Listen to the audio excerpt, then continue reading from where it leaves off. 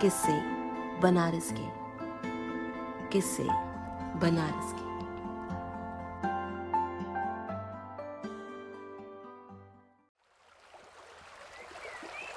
सीढ़ियों से उतरते दर्शनार्थी, घाटों पर टहलते बैरागी, तट पे लगा सैलानियों का मेला, मंत्रों से सजी सुबह की बेला।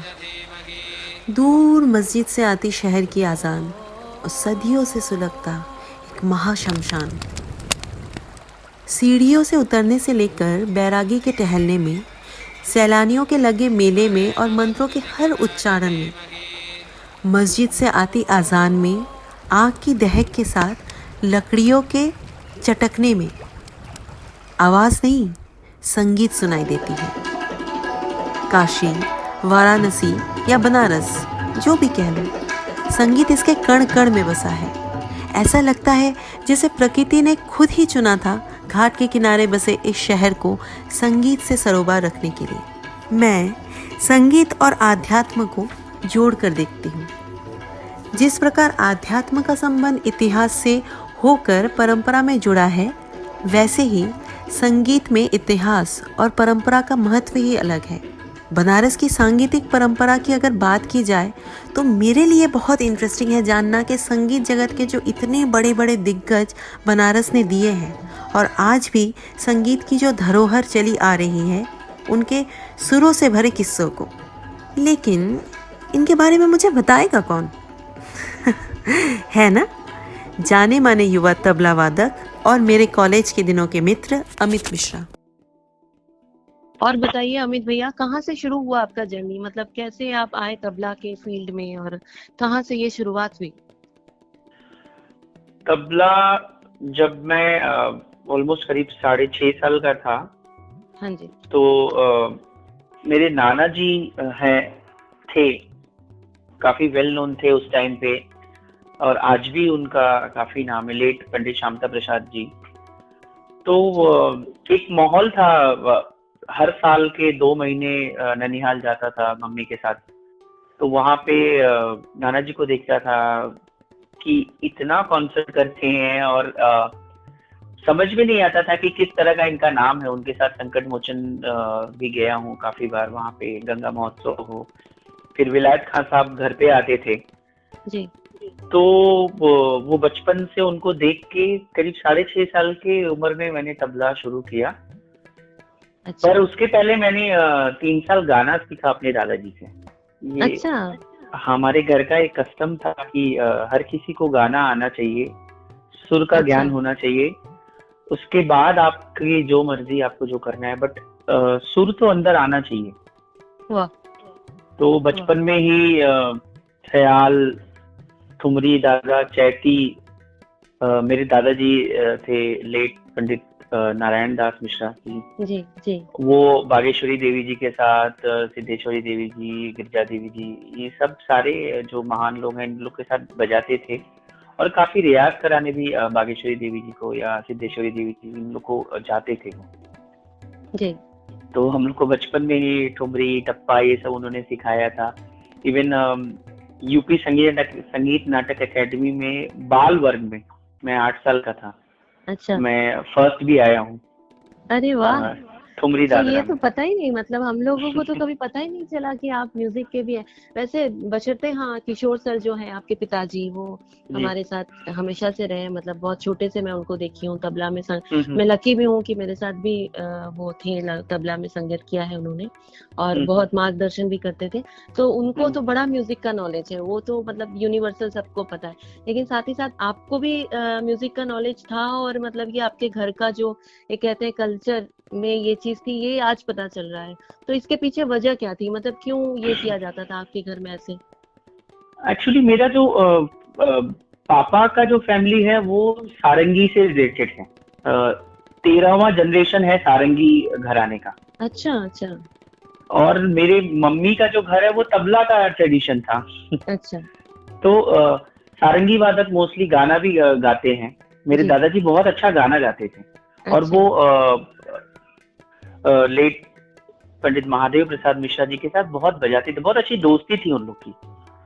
उनके साथ हर जगह कॉन्सर्ट करना, और अच्छा ओंकारनाथ ठाकुर जी के साथ बजाया था उन्होंने। तो अच्छा। गाना उन्होंने हम लोग को शुरुआत कर दिया था जब हम 2.5 साल, पौने 3 साल के थे। वहीं से हमको एक एक एक फिक्स हो गया कि 1 घंटे का रियाज तो बच्चों को जरूर कराना चाहिए। और हम सुनते भी थे हमेशा, कभी पापा रियाज कर रहे हैं नीचे तबला, ऊपर दादाजी सारंगी का रियाज कर रहे हैं, दिन भर चलता था। वो नहीं रियाज कर रहे तो उनके स्टूडेंट लोग आ गए हैं, उनके स्टूडेंट गए तो वापस से उनका रियाज शुरू हो गया। कोई घर पे आ गया, बगल में ही अमरनाथ पशुपतिनाथ मौसा जी लोग रहते थे, अच्छा अच्छा एकदम ठीक सामने। तो अच्छा अब मैं अगर थोड़ा दिन तबले का रियाज कर रहा हूँ तो सामने से चले आते थे, और वो ऐसा ऐसा हम लोगों ने फेस किया, अचानक से एक बंदिश शुरू कर देते थे, हाँ बेटा चलो देख बताओ ये कौन सा ताल है। अच्छा। तो ऐसा रात को 2 बजे भी सीखा है हम लोगों ने। ओह मैंने अपनी लाइफ में नवरात्र किया है, जब मैं 12 साल के ऊपर हो गया मैंने अच्छा 3-4 बार नवरात्रि किया है। अच्छा तो बनारस में तो 2 ही ऐसा जगह है जो म्यूजिक के लिए गढ़ माना जाता था, रामापुरा और कबीर चौरा जी जी पहले। अभी तो काफी जगह है, और भैया बहुत अच्छा, देवाशीष भैया का इतना अच्छा चल रहा है, इतना जी अच्छा काम किया उन्होंने म्यूजिक के फील्ड में, बिल्कुल बिल्कुल। कि बनारस में अगर बोला जाए कि किसी ने गाने को इतने ऊपर लेवल तक लेके गया हुआ है, वो भैया है। जी तो अभी तो बहुत सा जगह है, लेकिन एक टाइम था ऐसा, मैंने भैया को भी देखा है रियाज करते हुए, क्योंकि वो मौसा जी से सीखने आते थे, जी पशुपति जी मौसा जी बिल्कुल से। बिल्कुल बिल्कुल। तो वो छत पे बैठ के रियाज करते थे, मैं बहुत छोटा था उस टाइम पे, अच्छा अच्छा। तो उस समय याद नहीं था, लेकिन बाद में हुआ कि भैया आते थे उस टाइम पे। मतलब आप लोग भी उधर रामापुरा साइड में ही रहते थे? हाँ, मेरा घर तो मेरा अपना घर रामापुरा में ही है, अच्छा अच्छा अच्छा और मेरा ननिहाल था कबीर चौरा। तो दोनों अच्छा जगह मैं पला बड़ा हूँ। अच्छा। गुरुजी मतलब पंडित देवाशीष देव जी के साथ तो सर का बहुत अच्छा ट्यूनिंग भी है। अभी जैसे हमारा ये हुआ ना दिल्ली में ठुमरी महोत्सव, तो ठुमरी हाँ। महोत्सव में भी सर भी आए थे, गुरुजी भी आए थे, और बहुत बेहतरीन यहाँ पे प्रस्तुतिकरण हुआ मतलब ठुमरी का। तो जब दिल्ली में भी देखते हैं और वो जोड़ी सामने आती है तो वो अलग ही मजा आता है। और गुरुजी के बारे में मैं भी थोड़ा बोलना चाहूंगी कि जरूर। ये तो बात सही है कि म्यूजिक को एक अलग लेवल पे, क्योंकि मैं अभी तो खैर मेरा सीखना नहीं होता है, अभी मैं फेसबुक के थ्रू, थैंकफुल टू फेसबुक कि गुरुजी लाइव करवाते रहते हैं, प्रोग्राम्स देखती रहती हूँ, बच्चे इधर उधर जाते हैं। तो किसी से एक्चुअली अमित भैया जस्ट कुछ दिन पहले मेरी बात हो रही थी, गुरु शिष्य परंपरा को लेके बात हो रही थी। तो लाइक अच्छा। ओवरऑल गुरु शिष्य परंपरा की, सिर्फ म्यूजिक को नहीं, लेकिन वो जो स्पिरिचुअल गुरु शिष्य परंपरा भी जो होती है उसके बारे में भी बात हो रही थी।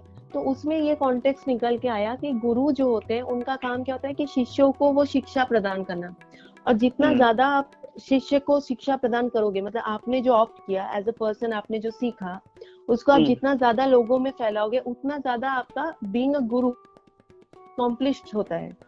सही बात है। तो कहीं ना कहीं गुरुजी ने ये चीज को बहुत अच्छे तरीके से किया। अच्छा, इसमें भी एक फाइन लाइन है कि कुछ ऐसे भी बनारस में हम लोग हैं, बनारस बहुत ही म्यूजिकल शहर है, तो हमें भी पता है कि गली गूचे में गाना सिखाया जाता है, मतलब हर जगह पे ही म्यूजिक सिखाया जाता है, नॉट ओनली गाना, सभी तरीके की चीजें सिखाई जाती है, तबला भी, हारमोनियम भी, सितार भी। तो लेकिन वो परंपरा, जो पारंपरिक संगीत है, जो एक गायकी प्रदान जो संगीत है, वो तो हर जगह नहीं सिखाया जाता है। तो गुरु का ये भी एक रिस्पॉन्सिबिलिटी होता है कि आप उस परंपरा को कायम रखिए, वो जो संगीत की परंपरा है उसको कायम रखिए। तो गुरुजी के जितने भी शिष्य हैं, आपने भी नोटिस किया होगा कि सभी शिष्यों में वो जो एक ऑथेंटिक म्यूजिक है वो है, मतलब सबका वो फ्लेवर आता है म्यूजिक से। तो ये एक सच में बहुत अच्छी चीज है। उस समय के बारे में और बताइए, आप जब छोटे थे और जो कल्चर था तो कैसा होता था, उठना बैठना, खाना पीना कैसे चलते थे, क्या बातें होती थी? मैं एक चीज जरूर बोलूंगा भैया के बारे में, देवाशीष भैया के बारे में, हाँ। कि जो प्योरिटी उन्होंने रखा हुआ है बनारस में अभी भी, वो कहीं नहीं दिखता है। बनारस में एक चीज थोड़ा सा खराब हुआ है, टूरिज्म की वजह से इतने फॉरेनर्स जो आते हैं, इतने शॉप खुल गए हैं सिखाने वालों के। तो ये सोचने की, बहुत शोध करने की चीज है कि इंसान का हर एक को सोचना चाहिए कि हम अपने शहर को किस तरह रिप्रेजेंट कर रहे हैं वर्ल्ड में। जी बिल्कुल, तो बहुत जरूरी है। तो ये बहुत अच्छी चीज है जो आज भैया के यहाँ हो रहा है। इतने स्टूडेंट, मैं खुद देख के दंग रह जाता हूँ कि बनारस में जी। इतना अच्छा काम हो रहा है। और पर्सनली मैं भी उनसे गाने का ठेका और जी। बजाना गाने के साथ मैंने उनके पास जाके सीखा हुआ है, क्योंकि अच्छा। संगत करना आपको सीखना पड़ता है। तो बिल्कुल। पर्सनली मैंने भैया को, मैं उस टाइम CHS में पढ़ता था, और मैंने भैया को बोला भैया मैं आना चाहता हूँ। बोले हाँ जरूर। तो बड़ा ख्याल, छोटा ख्याल, और ठुमरी दादरा के साथ कैसे संगत करना चाहिए, दादरा के तो वो मुझे बताते थे कि ये हम्म। ठेका ऐसे लगाओ और इसमें धिन में ऐसा होना चाहिए। क्योंकि हम्म। तबला आप जब सीखते हो तो आप हम गत, फर्द, रेला और ये जो सोलो की चीजें वो सीखते हैं। जी। लेकिन संगत करना कोई आपको सिखा नहीं सकता, आपको बैठना पड़ता है। तो गाने के साथ मैंने भैया के साथ काफी रियाज किया हुआ है उनके पास जाके। और अच्छा। लकीली मेरा पहला टूर आउट ऑफ इंडिया का भी उनके साथ ही हुआ है। अच्छा। अच्छा। अरे वाह। 2007 में उनके साथ फ्रांस गया हुआ था। अच्छा। अच्छा। बाई लक मेरा पासपोर्ट बना हुआ था, और लास्ट मोमेंट में मुझे ऐसा उन्होंने पूछा और मैं गया था। तो मतलब मेमोरेबल ट्रिप था उनके साथ। अच्छा। वाह, बहुत बढ़िया। और इनका जो मतलब मैं फिर से दोबारा ये क्वेश्चन कोट कर रही हूँ, जैसे आप क्योंकि बहुत नजदीक से इन सबको देखे हैं, इन लोगों का लाइफस्टाइल, जो जितने भी गुणीजन हैं इनके, इनका उठना बैठना, खाना पीना, बोल चाल। तो अभी बनारस के जो लोग हैं, इसको मैं को रिलेट कर रही हूँ कि अभी जैसे हम लोग का जनरेशन तो जो था वो भी निकल गया, अभी न्यू जेन आ गया, हमसे भी आगे के जनरेशन आ गए। तो चूंकि मॉडर्नाइजेशन हो गया तो वो बनारसी फ्लेवर, क्योंकि आपने भी एक दिन, अब मुझे याद है आपसे मेरी फोन पे बात हो रही थी तो आप बता रहे थे कि प्रीति अभी भी घर पे हम लोग बनारसी में ही बात करते हैं, इनफैक्ट स्टेज पे भी अगर जाते हैं तो बनारसी में ही बात करते हैं। तो अभी लोगों में थोड़ा वो बदलाव आ रहा है कि नहीं करना चाहते हैं। तो वो आप थोड़ा बताइए कि कैसे आप उस चीज को मेंटेन करते हैं और उस टाइम कैसे वो लोग बोलचाल करते थे अपना। मुझे लगता है कि अपनी जड़ को नहीं भूलना चाहिए हर इंसान को। मैं इतना ट्रैवल करता हूँ, मैंने एक चीज सीखा वहां से कि आप जापान में हो तो 2 जापानी 4 जापानी, आप भले 100 इंडियन बैठे हो, वो जापानीज में ही बात करते हैं। आप स्पेन जाओ, आप साउथ अमेरिका जाओ, ये सब जगह मैं गया हूँ, आप कोरिया जाओ। तो हम लोग यहाँ पे 3 लोग रहते हैं, मेरे 3 ब्रदर भी हैं, वो ऊपर की अच्छा। बिल्डिंग में रहते हैं। तो हम अगर साथ में प्रोग्राम कर रहे हैं, बॉम्बे में अभी मल्हार फेस्टिवल में अश्वनीत आई थी, सब लोग थे, वो भी थे साथ में। तो हम जब भी बात कर रहे थे तो बनारसी में ही बात कर रहे थे, क्योंकि नहीं तो अगर मैं उनको ऐसे बुलाऊंगा अरे भैया इधर देख लीजिए, तो शायद वो मेरी बात सुने ही ना। मुझे बोलना पड़ता अरे भैया कहाँ हुआ, चले स्टेज पे बुलावत हूँ, ऐसे मुझे बोलना पड़ता लिटरली। तो अश्वनीता इतनी खुश हुई सुन के, बोली अरे तुम लोग बहुत अच्छा है कि अपनी लैंग्वेज को बचा के रखे हो। क्योंकि वो भी यहाँ पे भी महाराष्ट्र में मैंने देखा है लोग अपने लैंग्वेज को बहुत ऑनर के साथ बात करते हैं। बिल्कुल। तो मुझे लगता है कि बीइंग बनारसी, मुझे भी बहुत गर्व है उस पे। और मैं कोशिश करता हूँ कि मैं अगर कोई बनारसी मिलता है सामने से तो मैं उससे ऐसे ही बात करता हूँ। तो लोगों को जरूर अपने जड़ को बचा के रखना चाहिए और उससे जुड़े रहना चाहिए। क्योंकि ये बात सही कह रहे हैं आप, ये जो सॉरी बीच में मैंने काट दिया। इनफैक्ट मैं मजे की, क्योंकि आप बोल रहे थे ना मुझे पुरानी यादें आ रही है, मतलब कॉलेज के टाइम का समय भी याद आ रहा है। तो आपको याद होगा कि हमारा जो बैच था उसमें ज्यादातर बंगाली थे। हमारे बैच में म्यूजिक वोकल में। तो हम लोग, आपको याद होगा वो जो स्टैंड था BHU परफॉर्मिंग आर्ट्स के फैकल्टी का, जो स्टैंड का जगह था, यहाँ पे स्कूटी लगाते थे हम लोग। तो उस टाइम हम लोग वहाँ पे बैठ के खूब बंगला में बतियाते थे, बहुत बात करते थे बंगला में। और आप और बंटी भैया उस समय आते थे तो आप लोग कहते क्या तुम लोग जब देखो गोभी छीलो आलू छीलो करते रहते हो। तो लोग, मुझे आज भी याद है गोभी छीलो आलू छीलो। तो सही बात है कि बंगाली भी कहीं अगर 2-3 मिल गए तो वो अल्टीमेटली बंगला में बात करेंगे ही करेंगे। ये करना भी चाहिए। मुझे ऐसा लगता है कि उसको भूलना नहीं चाहिए। आइडेंटिटी है वो उससे ही है। बिल्कुल। और वो चेंज नहीं हो सकता। मैंने अपने नाना जी को इस चीज में देखा कि वो हमेशा पूरा एकदम खुला बनारसी बोलते थे, जब किसी से मिलते थे बात करते थे, बोलते थे जब आप मराठी में बात कर सकते हो या गुजराती में बात कर सकते हो तो मुझे क्या दिक्कत है अपने लैंग्वेज में बात करने में, जी जी बिल्कुल। और हम जबकि लोग, मैं एक दूसरे हाँ बनारसी से बात कर रहा हूँ। हाँ, जहाँ पे लैंग्वेज बैरियर है, एक मैं बनारसी हूँ, दूसरा गुजराती है, तीसरा मराठी आदमी है, तो जरूर हिंदी में अगर बात कर सकता हूँ, नहीं तो मैं प्रिफर करता हूँ लैंग्वेज सीखने की। मैं थोड़ा बहुत हाँ, मराठी भी बोलता हूँ, अच्छा, और जब वहाँ था तो बांग्ला भी बोलता था कुछ हद तक, हाँ क्योंकि बिल्कुल, मेरी दादी कलकत्ता से थी। अच्छा तो अच्छा। आई थिंक आपने नोटिस किया होगा, मेरे पापा पूरा शुद्ध मेरे बांग्ला बोलते हैं। मेरे मुंह का बात आपने छीना। किशोर सर की मैं मजे की बात बताती हूँ। मैं काफी हम्म, समय तक, क्योंकि मैंने उनको बहुत छोटे में भी देखा है, जब मैं छोटे हम्म, में म्यूजिक सीखी तब भी मैं उनको देखती थी। तब वैसा मतलब सुअवसर नहीं मिला, मौका नहीं मिला कि उतना जान पाओ पर्सनली। तो वो हम्म, उतने छोटे में भी ना, जब भी बात करते थे तो बांग्ला में ही बात करते थे कि हम्म, केमन अच्छो की कोरचो। इनफैक्ट जब कॉलेज आ गए, बी म्यूज के टाइम में भी जब संगत के लिए सर बैठते थे तो वो बांग्ला में ही हम्म, बोलते थे कि कौन स्केले गाइबे, कौन राग कोरचो, ऐसे करके। तो मुझे बहुत टाइम तक ये पता ही नहीं था कि सर बंगाली नहीं है। मुझे मतलब लगता था कि वो बंगाली है शायद, क्योंकि इतना साफ बंगला वो बोलते हैं एकदम, मतलब हम्म। जस्ट एक बंगाली जैसे बात करेंगे वैसे एकदम क्लियर बंगला बोलते हैं। तो ऐसा है कि जो जहाँ पे बॉर्न एंड बॉटम होता है उसका असर होता है ना। तो मेरी बिल्कुल, दादी कलकत्ता से थी, अच्छा और दमदम के पास में पापा लोगों का ननिहाल है आज भी। अच्छा तो अच्छा अच्छा पापा बॉर्न वही हुए थे, और उनका काफी रहना दादी के साथ होता था, अक्सर अच्छा दादी जाती थी। तो वो फैमिली अभी भी मिश्रा फैमिली है, लेकिन मैं गया हूँ वहां पे तो मैंने देखा है कि सब घर में तो बंगला में ही बोलते हैं, अच्छा अच्छा, वाह, और उनके हिंदी की टोन में भी बंगला है, बिकॉज अच्छा, वो कलकत्ता में है। तो हम्म, पापा इसलिए बचपन से बहुत अच्छा बंगला बोलते हैं। जी मुझे जी, भी सिर्फ यही समझ में आता था, जब मैं उनके साथ कहीं जाता था तो बस यही बोलते थे, यही हमारे छेले अच्छे। अच्छा तो बस ये मुझे समझ में आता था कि अच्छा मेरा बेटा ये बोल रहे हैं। हाँ हाँ बाकी बाकी फिर मैं काफी जब भैया के यहाँ जाने लगा, और क्योंकि हाँ बंगाली लोग इतने लोग हैं वहां पे, हाँ। तो बहुत कुछ समझ में आने लगा। बनारस को वैसे भी एक पार्ट को मिनी बंगाल कहते हैं, कि मिनी हाँ, कोलकाता। तो बंगाली इतना ज्यादा है कि ऑब्वियस था कि बनारस में रह के आप बांग्ला भी थोड़ा सीख ही लो। तो पूरा वो तो बंगाली एक्चुअली, टोला ही है वहां पे तो। बिल्कुल बिल्कुल। और इनफैक्ट मेरा मजे की बात मैं अपना बताऊं कि मैं जब यहाँ दिल्ली आई तो हम्म, मैं तो भाई बैनर्जी, लेकिन मुझे देख के कोई नहीं गेस कर पाता है कि मैं बंगाली हूँ। मतलब नॉर्मली बंगालियों का पर्सनालिटी देख के, क्योंकि बनारस इतना ज्यादा समाया हुआ है हम्म। कि मतलब मुझे देख के लोग कहते हैं अरे आप तो बंगाली लगती नहीं। आप तो, अब मुझे समझ में नहीं आता मैं दुख करूं, मतलब दुखी हो जाऊं या खुशी हो जाऊं, खुश हो जाऊं इस बात से।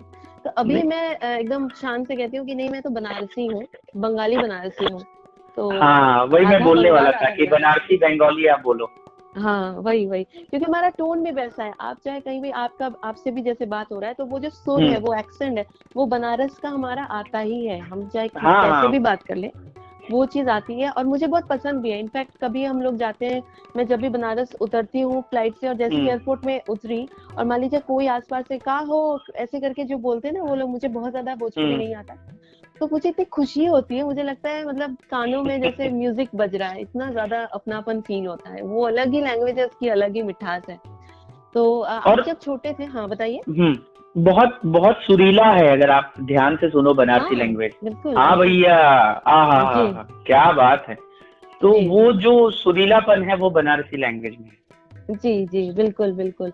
बनारस का जो एक्चुअली लाइफस्टाइल भी है वो भी थोड़ा सा ऐसे कहते हैं ना, थोड़ा लेड बैक है, थोड़ा लेजी है। और जो हाँ, लैंग्वेज भी, इसीलिए लैंग्वेज भी थोड़ा सा खींच खींच के बातें भी करते हैं लोग। और वहाँ का जो खाना पीना भी है, तो सब मिला के मुझे ऐसा लगता है कि बनारस अपने में एक लाइफस्टाइल है। मतलब बनारस एक जीने का अंदाज है।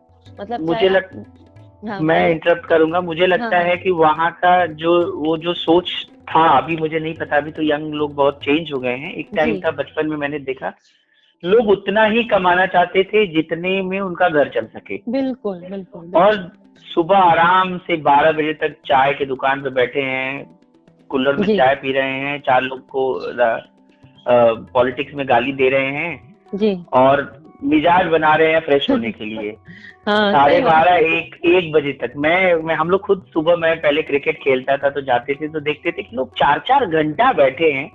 हम गए, क्रिकेट खेल के आ गए, फिर वापस नहा के स्कूल जा रहा हूँ, वो वहीं बैठे हूँ। अच्छा और कह रहे हैं बार बार ये कि गुरु मिजाज नहीं बना तो, अरे कौन सा मिजाज बना रहे हैं। लेकिन वो मिस करते हैं हम लोग कि वो सही बात क्या क्या जिंदा दिल लोग हैं। 100 रुपया कमाना है क्योंकि 100 रुपये का खर्चा है सही और बात उसमें ही मस्त है। सही ये बात। पूरे वर्ल्ड में ऐसा कोई जगह नहीं है। और अपनापन जहाँ भी है, मतलब बनारस में एक और मजे की बात क्या है कि जो बाहर के भी लोग आते हैं, मैंने देखा है जो हम्म, रिक्शे वाले हैं, ऑटो वाले हैं, वो सब लोग बड़ा अपनापन से बात करते हैं। मतलब अगर कोई है भी, अच्छा कहाँ से आए हैं, कहाँ जाना है, मतलब ऐसा यहाँ नहीं होता होगा बड़े शहरों में। अगर आप कोई कैब करते हो या कहीं बैठते हो तो नहीं पूछते हैं वो लोग, जब तक आप खुद से नहीं बात करो वो नहीं बात करेंगे आपसे। और वहाँ यहाँ क्या तो है, बड़ा अपनापन है। यहाँ तो नेबर भी मेरे सामने 3-3 फ्लैट है, लेकिन हम लोग शायद महीने में एक आध बार आमने सामने मिल जाते हैं। जी जी बस बिल्कुल और वो भी मिलते हैं तो सिर्फ हाय हेलो होता है। और जी। बनारस तो ऐसा है कि आपका दरवाजा खटखटा के आपसे हेलो करके आपके घर में बैठ के आराम से चाय पिएंगे। चाय पी के, अरे भैया हाँ वो तो और है। एक एक दिन 2 दिन चाय पीने के बाद तीसरे दिन आपको टोक भी देंगे कि भैया कुछ खियावत पियावत नहीं हूँ। सही बात है, सही बात है। तो वो तो है। वो अपनापन जो वहां पे है वो तो मुझे लगता है पूरे वर्ल्ड में कहीं नहीं है। वो एक जो बिल्कुल जगह है बिल्कुल बिल्कुल। एकदम शुरू का बताऊं तो एक बचपन में करीब 5 साल का रहा होगा जब मैं पहली बार विलायत खान साहब से मिला। अच्छा रात में करीब 11-11:30 बजे वो शाम को आए थे और 11-11:30 बजे महाराज नाना जी के साथ जी उनका बैठना हुआ पंडित श्यामता प्रसाद जी के साथ। जी। और हम लोग को भी उठाया गया उस समय रात में अच्छा सुनने के लिए। अच्छा अच्छा। तो वो रात को बैठ के करीब 3-3.5 घंटे उन्होंने दरबारी बजाई। अच्छा अच्छा और उसके बाद सबको भूख लगा, उसके बाद खाना पकड़ा है। अच्छा। वाह। तो ये टाइप का लाइफ एकदम अलग ही था जी जो जी। हम लोगों ने देखा। और अभी मिस करता हूँ कि शायद उस टाइम पे मेरे पास सेल फोन होता तो एक सेल्फी तो कम से कम ले लेता हूँ। अरे सही बात है। मेरे घर का एक ऐसा था रूल कि हम लोग अगर रियाज नहीं करते थे तो दादाजी ने एक ऐसा बनाया था कि खाना आपको रात में एक टाइम का नहीं मिलेगा फिर। अच्छा। अरे बाप तो रे। 2 घंटे के लिए 1.5 से 2 घंटे के लिए हम लोग के रियाज का एक चलन शुरू हुआ ऐसे करके। तो कभी कभी बहुत गुस्सा भी आता था, लेकिन और सामने देख रहे हैं कि जो मुझे पसंद है वो बन रहा है, घर पे मलाई आया हुआ है, लेकिन मुझे नहीं मिल रहा है क्योंकि मैंने आज रियाज नहीं किया है। हाँ। तो गुस्से में कई बार रियाज किया है। बट जब 13 साल का हो गया तो उसके बाद पापा ने फिर बोला कि अभी तुमको डिसाइड करना चाहिए कि तुमको क्या करना है। फिर मेरा झुकाव तबले की ओर बहुत था तो मैं जी। तबला तो शुरू आप तो कर दिया। पढ़ाई में भी बहुत अच्छे थे, आपने तो टॉप भी किया था 12th में, जैसा कि मुझे पता है। तो आप तो CHS पढ़ाई में। में, सीएचएस में, जी जी बिल्कुल, सीएचएस में आपने टॉप भी किया था, इतना बढ़िया पढ़ाई में था। तो आपके अंदर से क्या आया? शाम होते होते घर पे आते आते ऐसा लगता था कि नहीं, पढ़ाई मेरे लिए नहीं बना हुआ है, मुझे यही करना है। फिर वो मन करता था कि 2 घंटा रियाज करूं, इनको सुनता हूँ, जाकिर जी को सुनता हूँ, पैसे बचा बचा के कैसेट खरीदता था उस टाइम पे। अच्छा, तो मतलब वो चीज अंदर से थी। अंदर से पूरी तरह से थी। फिर ग्रेजुएशन में आया, सेकेंड ईयर आते आते बाहर जाने का एक प्लान मिला। और उसके पहले मैं एक कॉन्सर्ट में गया हुआ था धारवाड़, अच्छा। संगीत नाटक एकेडमी का यूथ युवा कार्यक्रम ऐसा कुछ हुआ था। पूरे इंडिया से कम 70-80 आर्टिस्ट गए थे, यंग, काफी अच्छे उसमें सुनने वाले में सामने हरि प्रसाद जी और शिव कुमार शर्मा जी, ये लोग सब लोग बैठे हुए थे। अच्छा। तो वो कॉन्सर्ट में मेरा भी सोलो था, मैंने वहां बजाया। मैं सेकेंड ईयर में था उस टाइम पे। अच्छा। तो पहली बार मुझे एक चीज का एहसास हुआ कि मैं ऑफ स्टेज जब गया तो कम से कम 150 लोग पीछे ग्रीन रूम में आए मेरे से मिलने के लिए, मेरा ऑटोग्राफ लेने के लिए। अरे वाह। तो उस टाइम पे तो बहुत ऑटोग्राफ भी नहीं देता था, तो पहले तो 2-3 बार मैं खुद ही साइन मार के देखा कि ये सही लग रहा है कि ये मजे का बात है। तो वो वहां से लेकिन सोच एकदम बदल गया। अब जो भी करना है यही करना है। वो फील आ गई, वो फील एक अलग आ गई कि नहीं, अब ठीक है, कॉमर्स अपने घर पे, तबला मेरे दिल में। तो वहां से ये खत्म हो गया फिर। फिर वहीं से कारवां शुरू हुआ। तो यही वहीं होता से है कि शुरू हो नॉर्मली, तो आप इस बारे में क्या बोलेंगे? जैसे एक दिन आपसे चर्चा भी हो रहा था इस बारे में कि आप तो जैसे एक पारंपरिक फैमिली से आ रहे हैं, जो परंपरा में थे, हम्म, अगर मैं एकदम शुद्ध शब्दों में कहूँ तो आप परंपरा में हम्म, थे, आप एक हम्म, ऐसे फैमिली से बिलोंग ही करते हैं जहाँ पे म्यूजिक का एनवायरनमेंट था, सब लोग हम्म, म्यूजिक से इन्वॉल्व है। तो यहाँ पे ये होना भी नेचुरल है कि आपके अंदर म्यूजिक होगा, और शायद थोड़ा हम्म, म्यूजिक को समझना भी दूसरों के मुकाबले थोड़ा इजी होगा, अगर आप भी माने इस बात को, क्योंकि भाई पिताजी हम्म, भी है मार्गदर्शन करने के लिए, माता जी है, हम्म, दादाजी है, सब लोग हम्म, है। तो अभी म्यूजिक को जो ऐसे इंस्टीट्यूशनल हो गया है, जैसे म्यूजिक का हम्म, हम लोग ने भी किया अल्टीमेटली भी, म्यूज ये सब कुछ, तो हम्म। आपको क्या लगता है ये कितना वर्थफुल है, और जो एक परंपरा से सीखना कितना ज्यादा इम्पोर्टेंट है, इस बारे में आप क्या बोलना चाहोगे? क्योंकि बनारस में तो अगर बोले म्यूजिक को लेके, तो बनारस का कल्चर म्यूजिक है, तो वो हम्म। कल्चरली एनरिच होना जरूरी है, या ये जो इंस्टीट्यूशनली चला आ रहा है वो ज्यादा सही है? आपको कैसा लगता है ये दोनों चीज? देखिए, दो चीज है। आप या तो एक कलाकार बन सकते हैं, हम्म। अच्छे कलाकार बन सकते हैं, या एक अच्छे टीचर बन सकते हैं। इंस्टीट्यूट का एक अलग जगह है। अगर जी। आपको थ्योरिकली नॉलेज चाहिए अच्छा से अच्छा, और जो वहाँ सिखाया जाता है, जो सिलेबस होता है, वो बहुत ज्यादा नहीं होता, जो आप एक गुरु के पास रह के सीख सकते हो। जी। क्योंकि आप गुरु के साथ रहना, उनको वॉच करना, उनके साथ ज्यादा टाइम बिताने में भी बहुत कुछ सीखते हो। जी। जी बिल्कुल। एक अच्छे गुरु के पास, जैसा हम लोगों ने सीखा अपने पापा से। फिर मेरे गुरु, क्योंकि मेरे नाना जी भी एक्सपायर हो गए थे बहुत जल्दी, तो मैं उनसे सीखा नहीं हूँ। जी। तो मैंने एक बार ऐसे ही अपने पापा से बोला कि मुझे भी उनका पूजा करना है गुरु पूर्णिमा पे। हम्म। तो उन्होंने मुझे मना कर दिया। वो बोले कि अच्छा। मेरा मत करो, तुम एक काम करो, मैं तुम्हें अपने गुरुजी से गंडा बंद करवा देता हूँ। अच्छा। जबकि मेरा शुरुआत और मैंने सीखा पापा से है। जी। तो फिर उनके गुरुजी थे लेट पंडित शारदा सहाय जी, जिनके जी। घर से बनारस घराना आया हुआ है।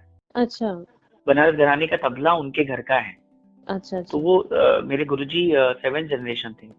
अच्छा। तो उनके साथ रहने से हम लोग बहुत कुछ सीखे हैं। जी। उनका उठना बैठना, उनका बिहेवियर जी। कैसा है, जी। और हर समय म्यूजिक में रहते थे। अभी बैठे हैं, कुछ खा रहे हैं, अरे यार देखो ये कैसा तिहाई लग रहा है, ता ता की टधिना तो तुरंत आप सीखते हो। जी। तो वो चीज यूनिवर्सिटी में या कॉलेज में नहीं है। वहां पे तो एक फिक्स है कि आपको ये कायदा करना है, जी। इसके जी। इतने पलटे करने हैं, या जी। आप में आपका 3 राग है, और वो 3 राग का जो बंदिश फिक्स है, वो अगले साल भी सिखाया जाएगा। जो 2021 वाला लड़के को भी, 2022 वाले को भी, 2023 सही वाले बात को है। भी। सही बात है। लेकिन ये है कि उन्हीं गुरु से जो इंस्टीट्यूट में है, या अगर वो अच्छे गुरु हैं, या बीएचयू में जो अच्छे अच्छे लेक्चरर या टीचर हैं, उनसे आप पर्सनली जाके सीखते हो, जो गुरु शिष्य परंपरा से भी आए हुए हैं। जी। तो वो एक अलग ढंग हो जाता है सीखने का। बिल्कुल बिल्कुल। तो एक अच्छा कलाकार बनने के लिए जरूर से एक अच्छे गुरु के पास जाना चाहिए। जी। और आज के डेट में चूंकि हर कोई थोड़ा सिक्योर होने के लिए जॉब भी चाहता है, तो आपको कहीं ना कहीं आपको इंस्टीट्यूट में भी जाना चाहिए, या बिल्कुल। यूनिवर्सिटी में जाना इसमें चाहिए। एक और चीज मैं जोड़ूंगी, जैसे दो चीजें हाँ। खैर जोड़ूंगी मैं। एक तो है हम्म, कि इंस्टीट्यूट में हम लोग भी जब पढ़ाई करते थे म्यूजिक को लेके, हम्म, तो उस समय क्या होता था कि इसमें एक गिवन कोर्स है, मतलब एक स्ट्रक्चर्ड हम्म, कोर्स है। तो अब एक साल में वो कोर्स आपको कंप्लीट करना है। तो उसमें पता चला, जैसे म्यूजिक वोकल की बात करो तो 12-13 राग एक ही ईयर में डाल दिया। वहीं अगर आप गुरु शिष्य परंपरा में सीख रहे हो तो एक साल में हो सकता है आप 2 ही राग सीखो या एक ही राग सीखो, लेकिन एकदम डिटेल्ड आप सीखोगे, मतलब वो कहते हैं आपके आत्मा में वो आत्मसात हो जाता है। तो एक तो ये हो गया। दूसरा, मुझे ये लगता है गुरु शिष्य परंपरा की अगर बात करें, आप बहुत अच्छा रिलेट करोगे कि सिर्फ म्यूजिक ही नहीं, अगर आप म्यूजिक सीख रहे हो तो ऐसा नहीं है कि आप तबला सीख रहे हो तो गुरु से आप सिर्फ तबला के बारे में ही सीख रहे हो। जब हम किसी गुरु के अंडर में रहते हैं, गुरु के छत्र छाया में रहते हैं, तो हमारा एक ओवरऑल पर्सनैलिटी भी ग्रो करता है। क्योंकि जैसे हमारे गुरुजी की बात करें, देवाशीष गुरुजी की, तो अभी मैं बोल भी रही हूँ तो मुझे गूज़बम्प आ रहा है कि जब से उनके अंडर में हम लोग गए, सिर्फ मैं नहीं, बहुत सारे बच्चे हैं उनके, तो हम लोगों का क्या था कि मतलब ये आप भी समझ सकते हो कि गुरु एक ऐसा मतलब एक अम्ब्रेला कह सकते थे, जहाँ पे वो हर चीज को मतलब हमें शैडो दे रहे हैं। ऐसा नहीं सिर्फ म्यूजिक को, अगर लाइफ में भी आपको एक अच्छा इंसान बनना है, बेहतर इंसान बनना है, क्योंकि हमें पता था कि अगर हम कुछ शैतानी करें, कुछ बदतमीजी करे, या कहीं पे जाके किसी से झगड़ ले, या कुछ उल्टा बोल दे, तो ये बात अगर गुरु जी के कान में गया तो हो गया, बस वहीं पे कहानी खत्म। तो ये चीज बहुत वैल्यू करती है। वो तो है ही, इसीलिए आपको गुरु के साथ रहना पड़ता है। आई मीन मुझे लगता है कि एक अच्छा गुरु मिलना बहुत बड़ी बात है। अगर आपको एक अच्छा गुरु मिल गया तो आपको ग्रो होने से कोई रोक नहीं सकता। बिल्कुल। तो मैं यही बोलूंगा कि जो भी बनारस में हैं लोग, वो सोशल मीडिया बहुत जरूरी है जी। आज के डेट में अपने आप को प्रेजेंट करने के लिए। डेली आप एक से एक अच्छे लोग हैं, आप उनको सुनो, फिर आपको पता चलता है कि मैं कितने पानी में हूँ। सेल्फ एनालिसिस जिसको कहते हैं, मैं वही बात तो अभी आने वाली थी कि गुरु तो बहुत इम्पोर्टेंट है, लेकिन हर कोई ऐसा लकी नहीं हो पाता है कि उसको एक प्रॉपर गुरु मिल जाए या अच्छे गुरु की परवरिश मिले उन्हें। अगर आपके पास गुरु नहीं है, क्योंकि प्रैक्टिकल आजकल के जमाने में ये पॉसिबल भी है कि शायद आप में बहुत ज्यादा डिवोशन है, आप करना भी चाहते हो, लेकिन हो सकता है किसी कारणवश आपको वो गुरु नहीं मिल पा रहे, तो आप खुद को उस माहौल में ढालो, सेल्फ एनालिसिस में खुद को रखो फर्स्ट ऑफ ऑल, जैसे आपने बोला। सेकेंड, आप वो जो एक स्ट्रिक्ट जो स्केड्यूल होता है, वो जो माहौल होता है, क्योंकि अब जब तक उस माहौल में खुद को नहीं ढालोगे, आप प्रोग्राम्स में जाओ, आप जो ये लोग के इनका जो नेचर है, मुझे बहुत ज्यादा ये स्पिरिचुअली इफेक्ट करता है कि जितने भी ये गुणी जन है, आपके पिताजी सर की बात करें या मेरे गुरुजी की बात, इनका एक पर्सनैलिटी है, ओवरऑल पर्सनैलिटी है, जिसकी वजह से आज वो इतने अच्छे कलाकार है, मुझे ऐसा लगता है। जब तक आप अंदर से सात्विक नहीं होंगे, जब तक आप अंदर से सच्चे नहीं होंगे, तब तक आपकी कला में भी वो सच्चाई नहीं नजर आएगी। देखिए, एक चीज है कि मैंने अपने गुरुजी से एक चीज सीखा है कि अगर आपका जो घड़ा भरा हुआ है तो कुछ आपको मिलेगा नहीं। तो आप जब किसी के पास सीखने के लिए जाते हो तो आपको पूरा खाली रहना चाहिए, तभी आप सीख सकते हो। और आप अगर उनसे खुद क्वेश्चन करने लगोगे तो आप तो खुद ही गुरु बन गए हो। बिल्कुल। जिनको बनारस में गुरु घंटाल बोलते हैं। एकदम सही बात। तो सही बात। अगर ऐसा है तो फिर सीखने जाना ही नहीं चाहिए इंसान को। सही बात है। क्योंकि आपको सीखना है तो आपको झुके रहना पड़ेगा। बिल्कुल बिल्कुल। और तभी आप अच्छे से सीख सकते हो, और ये उस समय नहीं समझ में आता है। एक्सपीरियंस एक बहुत अलग चीज है, वो आपको 10 साल बाद समझ में आता है कि आपने क्या पाया वहां से। फिर मैं एक चीज बहुत एंजॉय करता था अपने लाइफ में। पहले मैंने काफी रियाज किया है गंगा जी में बोट लेके जाके। अच्छा, अरे वाह। सुबह सुबह भोर में 3-4 घंटे लेके, और इवन बोट वाला गुस्सा आ जाता था कभी कभी, का गुरु 4 घंटा से घचर पचर कर ले। बोट पे आप तबला बजाते थे? हाँ, रियाज करता था, मुझे बड़ा अच्छा लगता था। मतलब वैसे बोट ऐसे हिलेगा तो फिर मतलब ऐसे फ्लोट, मजा आता था वो तो। अच्छा। सुबह 5 बजे 5:30 बजे भोर में आप जाओ, 2-3 घंटे के लिए पैसे दे दो उसको, और क्या 100 रुपए घंटा लेगा, और क्या लेगा। तो मैं पैसा बचाता था, तो और मैंने ये काफी किया हुआ है एक टाइम। अच्छा। हाई स्कूल के टाइम पे अपने। अच्छा, वाह, ये बड़ा अद्भुत एक्सपीरियंस। तो वो इतना अच्छा आपको लगता है। रियाज का एक माहौल जो एकदम गंगा जी के बीच में, कोई साउंड नहीं आपके दोनों साइड में, और सनराइज हो रहा है। क्या बात है। तो और उसके बाद फिर मैं गुरुजी के पास जाता था, अपने पापा से सीखता था। तो एक गाइडलाइंस होती है, उस गाइडलाइंस को मैं फॉलो करता था। एक्चुअली उस गाइडलाइंस को फॉलो करके रियाज करता था, और आज मैं वो चीज देख रहा हूँ कि मेरे लाइफ में वो काम आ रहा है जी। तो तुरंत लोगों को समझ में नहीं आता। तो ये चीज बड़े बुजुर्ग से एक्सपीरियंस लेना चाहिए। तो हमेशा अगर आपका दिमाग सीखने वाला रहेगा। हम लोग तो खैर बहुत लकी थे कि मेरे चाचा थे साथ में, संतोष चाचा के साथ में बहुत रियाज करता था। अच्छा अच्छा। तो संगत का रियाज उनके साथ होता था, पापा के साथ ऐसे करता था अपना तबले का, सोलो का। बगल में से अमरनाथ पशुपतिनाथ मौसा जी लोग रात को 3-3 बजे चले आते थे। अगर मैं नवरात्र में रियाज कर रहा हूँ तो अरे बेटा बड़ा अच्छा ठेका लगा रहे हो, चलो देखो जी। तुरंत बंदिश शुरू हो जाते थे। अच्छा अच्छा। एक कौन वाह। सा बंदिश है ना, श्याम बिन सजनी जियाना धरे मोरा धीर, श्याम बिन सजनी जियाना। क्या बात है। तो ये जब मैंने सुना तो मुझे ताल नहीं समझ में आया, हाँ मुझे लगा एक ताल या कुछ होगा। तो हाँ। उन्होंने मुझे बताया, मैं मुश्किल से 13-14 साल का रहा होगा, बोले बेटा जी। 3 ताल है। अच्छा। और वहां से मुझे एक चीज समझ में आया कि तुरंत किसी चीज पे रिएक्ट नहीं करना चाहिए, हाँ आपको सोचना। वो एक सीख था। रात को 3 बजे मैं रियाज कर रहा हूँ नवरात्र के टाइम पे, और जी। पशुपति मौसा में ये बहुत था कि वो सुन के चले आते थे। एकदम सामने अच्छा हमारा घर, एकदम जैसे 5 मीटर की दूरी है बीच में बस। अच्छा। अच्छा गली में, एक तो गली गली है, बनारस तो पूरा गली है। बिल्कुल। मैं तो कर्फ्यू में भी पूरा बनारस भ्रमण करके आया हूँ। ये तो बनारसी लोगों का मतलब खून में है कि अगर कर्फ्यू हाँ, रहेगा तो गली गली होके घूम के आएंगे, ये तो गली गली मतलब कभी खून में चौरा चला गया हूँ, घाट किनारे चला गया हूँ, क्योंकि वो चाय पीना ही है, घाट पे 80 पहुंचना है। सही तो बात है। तो वो रात को 3 बजे चले आए, मैं तो पहले डर गया। अच्छा। आप तो उनका नींद खुल गया था, हाँ। तो आ गए, बैठ गए। हाँ यार, बड़ा बढ़िया रियाज महाराज हुआ। बोले ऐसा ही बस सोचे कि 9 दिन थोड़ा रियाज करें, तो वो अच्छा। बंदिश शुरू कर दी है ऐसे। वाह। मैं एक किस्सा बताता हूँ ऐसा, हाँ। अपने कॉन्सेप्ट से जुड़ा हुआ, जो अच्छा बनारसी अच्छा। पन का अभी बात आया। तो जी जी। अप्पा जी के साथ मैं जोधपुर में बजा रहा था, गिरजा बुआ जी के साथ। अच्छा। तो ऑन स्टेज हाँ।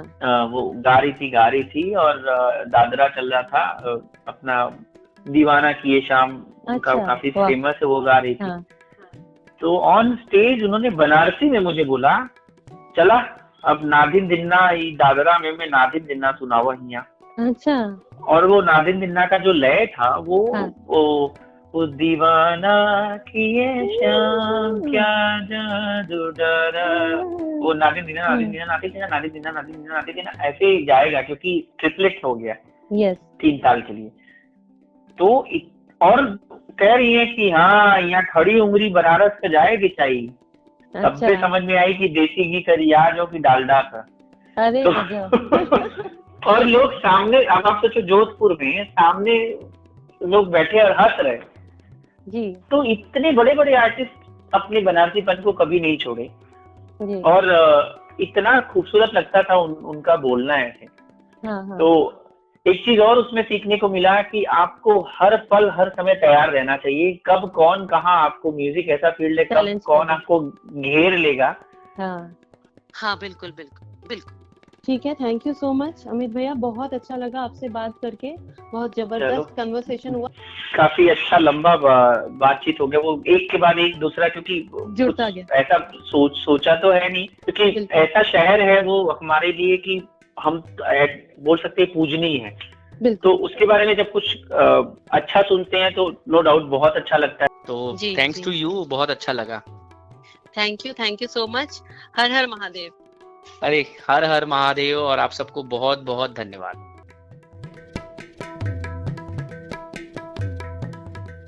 सुनते रहिए किस्से बनारस के अगला एपिसोड।